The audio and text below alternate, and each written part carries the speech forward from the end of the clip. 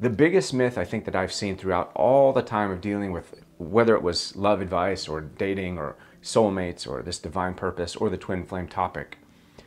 Love is an easy thing to experience. Love is a desirable thing to want to be part of. But love, just like anything that's good in life, is going to take work. And it's going to take work that's going to have to be diligent and dedicated and daily. So the twin flame connection is going to actually take more work.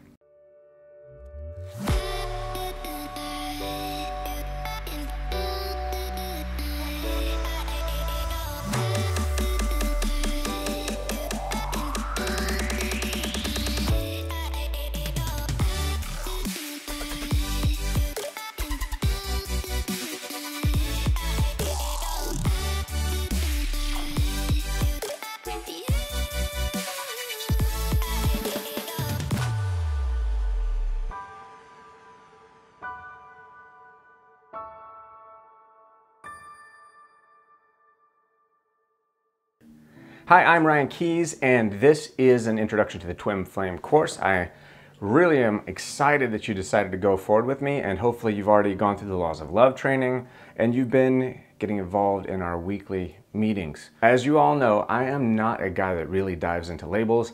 I believe that labels are a bit like a cage of consciousness. It's like trying to imagine heaven from a perspective of a ground-based being that only deals in what is like the fiat currency of the day, of what we consider valuable, when the very thing that is valuable is the spark of life. It's the breath we take. It's the things around us that can't be bought and sold. It's those beautiful things that we experience daily inside of our head. Now, the twin flame connection is dynamic in the sense of that so many people are walking into it right now. There's a couple things that I want to really put out there that everybody's kind of experiencing. And through the course of this, I want to dispel some myths before going forward in the training and in all of this information for the twin flames. I also want to stress how important the meditations are and the hypnotherapy and the tapping therapy if you are experiencing separation. If you're experiencing suffering, I view the suffering as a tad bit self-inflicted, because what's happening is you're allowing yourself to sit in it. We are a conscious being. When you have a relationship like this, dive in. Understand it's reconnected you to source. It's calibrating you. It is defining your new existence and how you're going to interact with everything in such a conscious way. So it is a shift. The first myth that I wanted to talk about is that you immediately, when you contact this person, you're going to invite them in and everything's going to be perfect. The biggest myth I think that I've seen throughout all the time of dealing with whether it was love advice or dating or soulmates or this divine purpose or the twin flame topic. Love is an easy thing to experience. Love is a desirable thing to want to be part of. But love, just like anything that's good in life, is going to take work. And it's going to take work that's going to have to be diligent and dedicated and daily. So the twin flame connection is going to actually take more work. So think of it, if you are kind of like you've heard the phrase, ignorance is bliss. So if you're living a life, not to say that the caliber of who you are, but if you're living a life in ignorance when it comes to spiritual topics or anything that is related to energetics, frequency, twin flames, this dynamic energy that you feel, these kinds of telepathic sensations that are going on, the deja vu, the synchronicities, if you are living in ignorance to that, wow, you are able to operate at a lower frequency. You're able to operate at more of an earthbound frequency in the lower megahertz scale. Your resonance are much more ground-based. You're much more 3D to 2D, and you are not experiencing things in such a detrimental way where you're feeling this tear, this kind of like pull on your inner self. The soul is active with contracts and going forward, but it's not as active in the sense of it's not stirring the pot with all this catalytic involvement calling you to creation. Now, will that happen for those people? I do believe it will.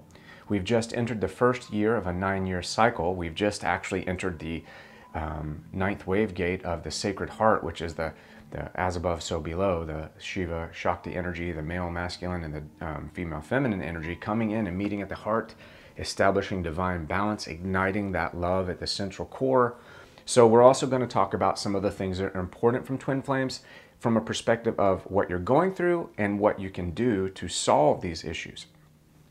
One of the other myths is that the relationship is always going to be happy, smiley, perfect, sunny, everything. It's going to end up that way, that you're going to end up sitting on a dock by a lake, sipping Chardonnay and going, cheers. It's not necessarily going to happen this way, and it's definitely not going to happen this way if you don't understand what's involved in the process. The process of this initiation, it's an ignition. It's like when a rocket booster fires and the rocket's on the ground, it's being held by a structure. Now that rocket leaves the structure and it begins to embark on its mission.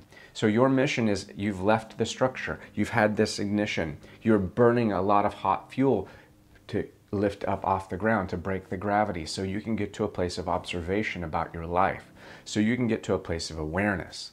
Now, eventually that first stage is going to break off like the rocket, and then you're going to use a little bit less burner, a little bit more dynamic fuel. The source isn't going to be as plenty.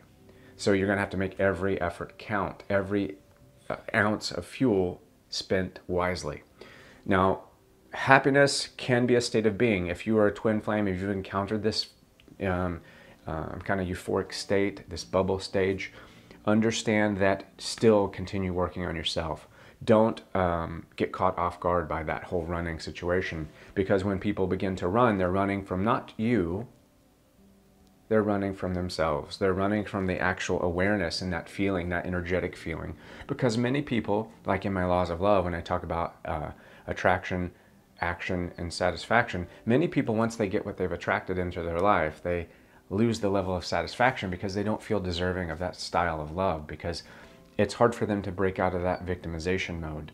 Now, that's going to be also covered many times in the course that we're talking about with Twin Flames, and also in our dynamic weekly group focused on the divine partner.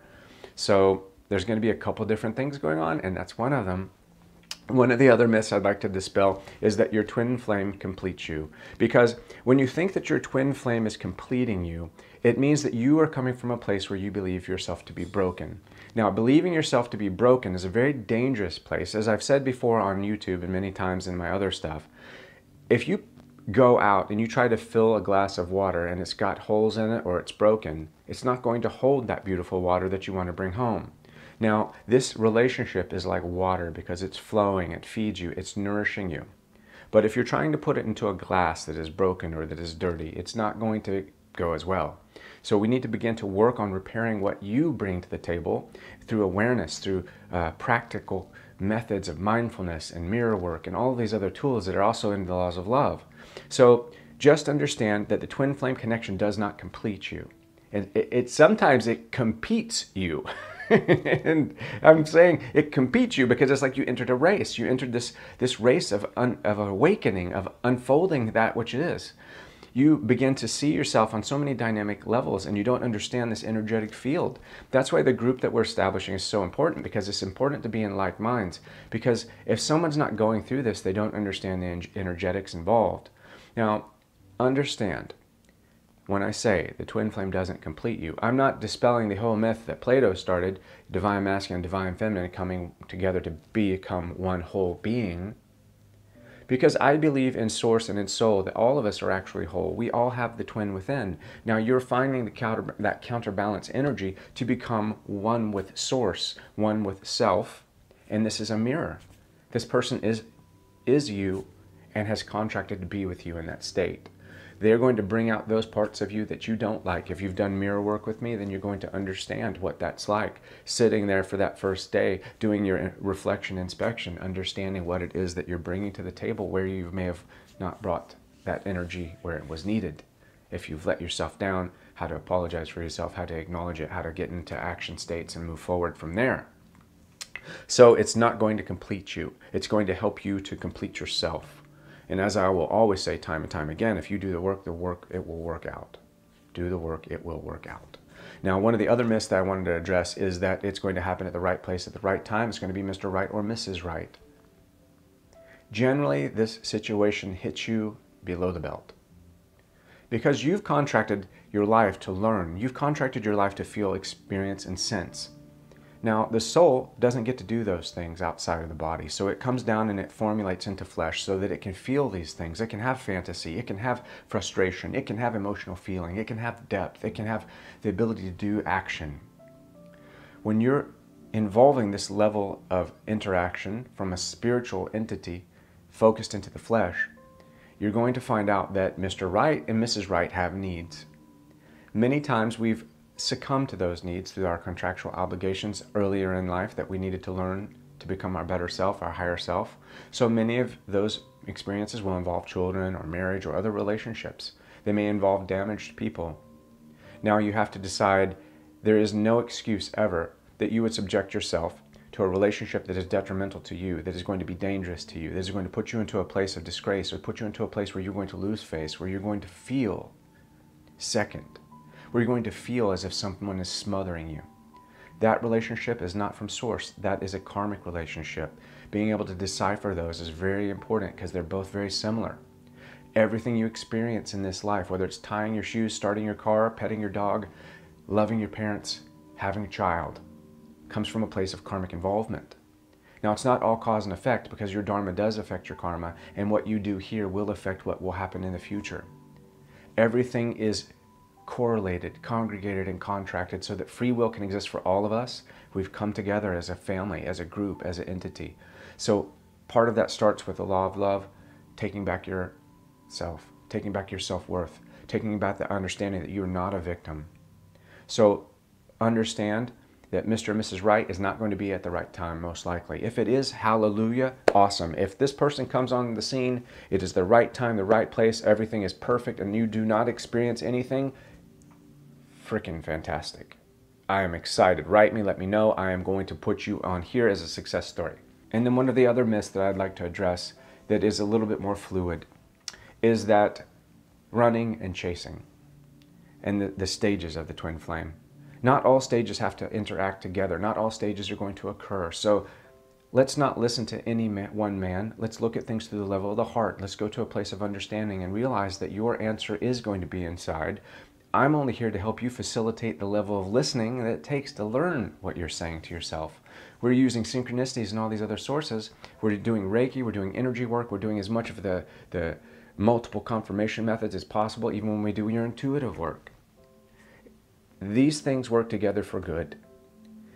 Even if you don't end up with the twin, there's nothing that says that you can't raise your resonance and you can't believe into this level of love, where some type of love comes into your life where you're able to experience this glorious form of becoming and being. Because you have been called in a mission with a message, and this is the true nature of the twin flame, which is the biggest myth of all. This isn't just so you can find love, isn't just so you can sit on a beach, so that you can hold hands, so that you can have kids, so that you can have a family. This is the earth, the universe, the source, the creator, the grand architect, calling directly to you for help. And the help isn't necessarily your responsibility. But I say, let's look at it as it is. The more that we begin to see everything around us as I am, the better this twin flame will work out either way. Because the energy that you're dealing with will find its home somewhere. And it will facilitate and begin to build a foundation for you to go forward, for you to have a bright future, for you to have a future that will give you the strength, the integrity, and the vulnerability necessary to love all of those things and all the people around you that are important. So these are the myths of the twin flame. As you can tell, it's an exciting topic for me. I get very passionate when it comes to talking about love. As if you've been following me, you know that. We're here to help you dive in deep. There's going to be a lot of audios, a lot of videos, and a lot of material here to help you help yourself. And once again, we're doing 2 sessions a week, 1 hour a week. We're doing Laws of Love. If you're over there, we're doing a group session for that. And we're going to do a specific group section here for the Divine Partnership. So you're going to have a support group. Follow us on social media. There's a support group there. Stay involved. This is your way. This is your channel. This is your experience. I'm only here as a facilitator and a navigator. I'm only here to help you read the map that you were given, that you chose. Peace, light, and love. Let's get to work. I will see you inside.